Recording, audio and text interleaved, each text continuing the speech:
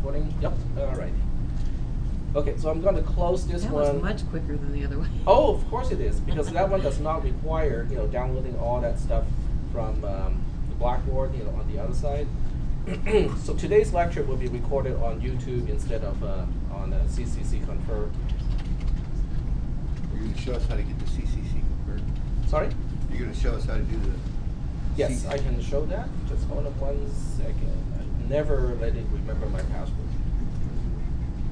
Teacher, did you get my email for the 6 cents video? Sorry? That 6 cents video that I emailed you. Oh, okay. I can show that next time. Maybe. Okay, hold on. Yep, go ahead.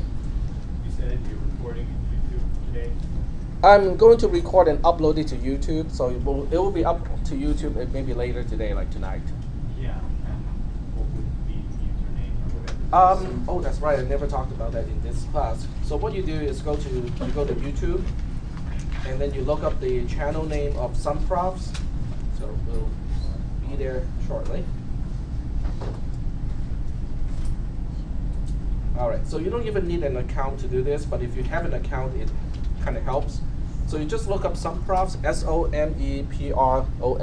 So this is something that you might want to write down because even though there's screen recording, this is what you need to get to the recording to begin with. All right, so just write down, look for this, look for some profs. And once you get to some profs, you will see the video. But you don't want to click on these links here because the order they list these is really just by popularity. So what you want to do is to go click some profs on the first link, which is the channel itself. And once you click the channel, you can go to browse video. And then once you get to browse video, you will see all my stuff, basically all listed here. Right now, I cannot upload anything more than 15 minutes at a time.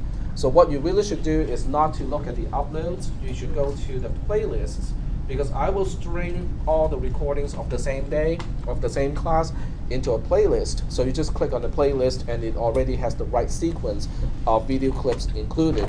So at the end of one clip, will connect to the beginning of the next one.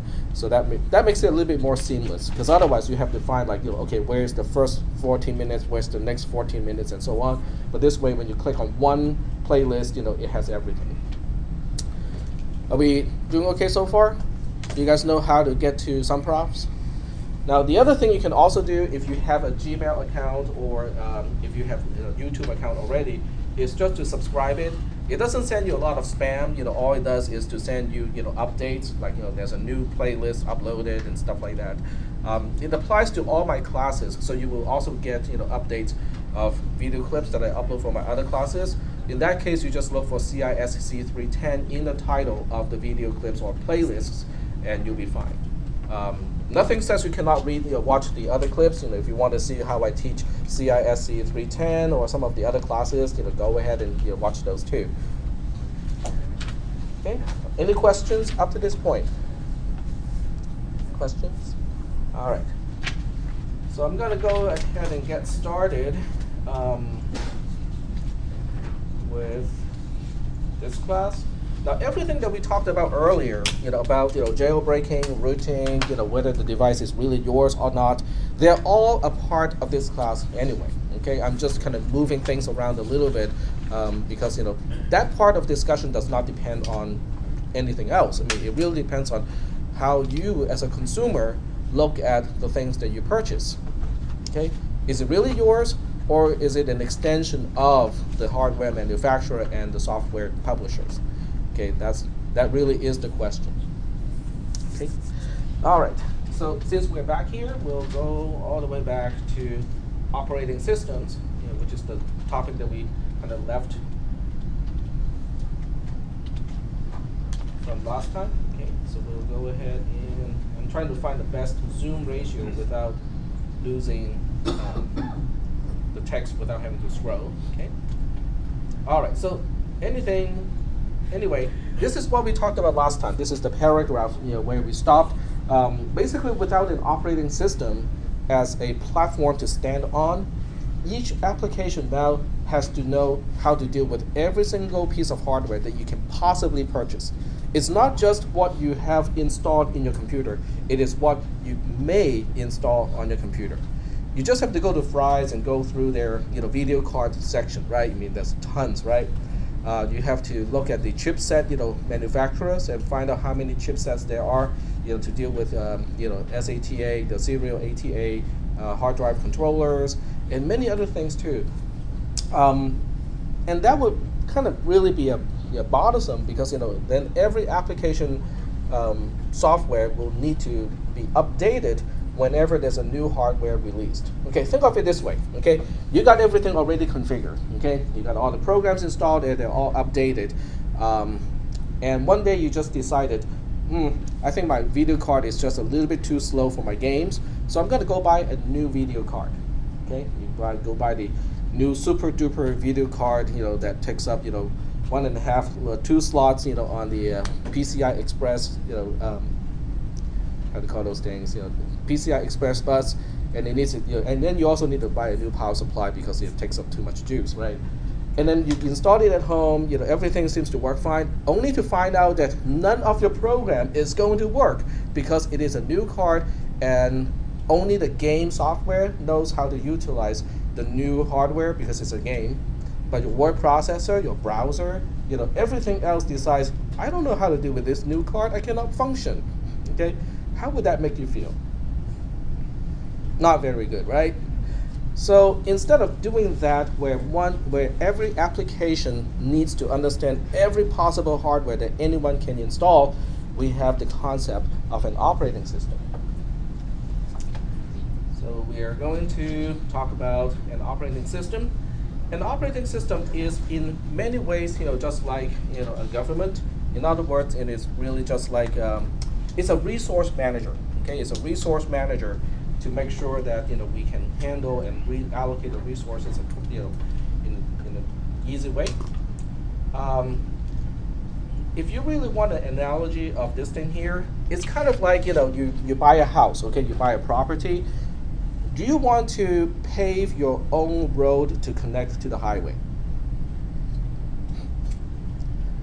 Okay. If it's on Do your you property, want to? it's your responsibility. Sorry? If it's on your property, it's your responsibility to do that. Right. But how about the streets? Okay. Do you want to have to coordinate yourself with all the neighbors to come up with the money and manage the roads so that you can use the road? You want to do that? To make it safe and To make it drivable, safe? yeah. But then everything will be up to you. It's your responsibility. You have to understand everything about paving a road and checking to make sure it is okay. How about garbage collection? Do you want to drive your own truck and dump your garbage in the dump? Do you know how far we have to carry our trash these days? Like the dump sites? Okay, can anyone guess? In San Francisco. Okay, let's say you live in San Francisco right now.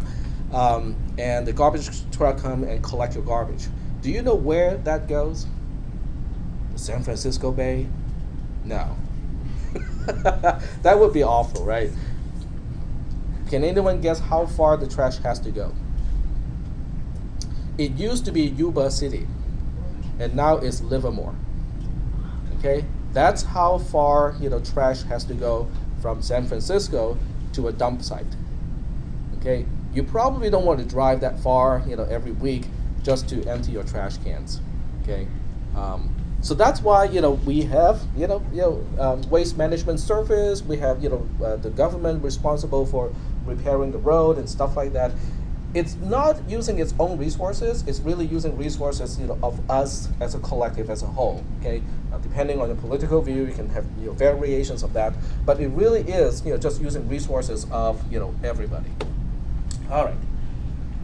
So in the setting of a computer, an operating system is kind of like a government. Each program is a person. Okay, if each person is the other way around, if each program is like a person, then an operating system is like a government, minus the tax part. But it really is using the same resources as the entire from the entire computer. When an operating system functions correctly, it performs the following functions. One, it provides services to applications.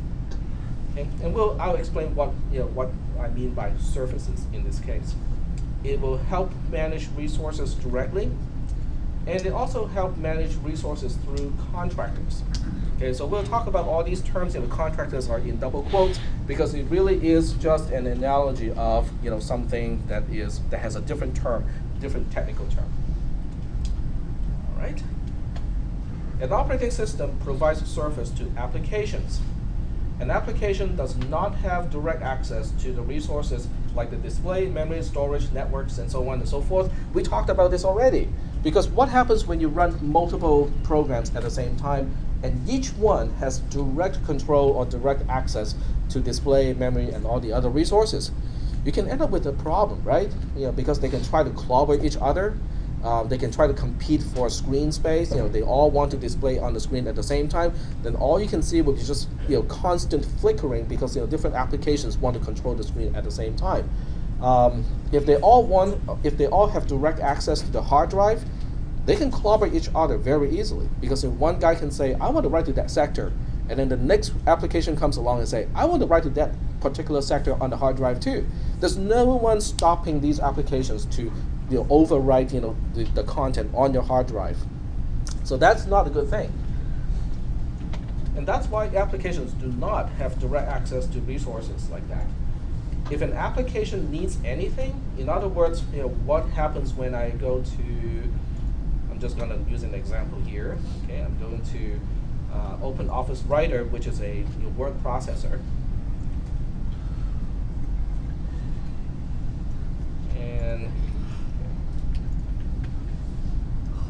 And I'm typing something here. This is just a test.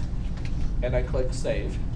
And I go to a particular folder. I'm just going to save it in the temp folder here because I don't really need to use this document later on. And when I click this Save button, the application, which is the word processor, doesn't really care what kind of storage I'm using. Okay? Because what it's going to do is it's asking the operating system. It will say to the operating system and say, okay, I want to save a file, to this particular folder with this name, okay? And it will just make the request. And then the operating system, looking at the request, looking at the directory where it's saving it, looking at all the other attributes, will either grant the request or it will deny the request. In this case, because this is a folder where I can save a document, it will just say it's okay. But what if I go try to save the file to a folder where I'm not supposed to save? Okay, in Linux, user bin is a directory that is read-only to an end user. So normally I cannot write to it. So let's just try it and say, I want to save my file over there. I click Save. The operating system looks at the path and go like, hey, this is not a path, this is not a place where, no, okay, did not save it. Okay, because the operating system is actually denying the request to write a file in that particular folder because I don't have permission to write to that folder. Okay, so the operating system denies the request from the application. The application has to relay that message back to me so that I understand why the file was not saved. So in this case, the message was error saving the document, test.odt does not exist, but it's actually because the directory is read-only from my perspective. Okay. So this kind of illustrates this particular concept of an application has to request resources through surfaces of an operating system. And one of the surfaces that an operating system can offer is to open a file,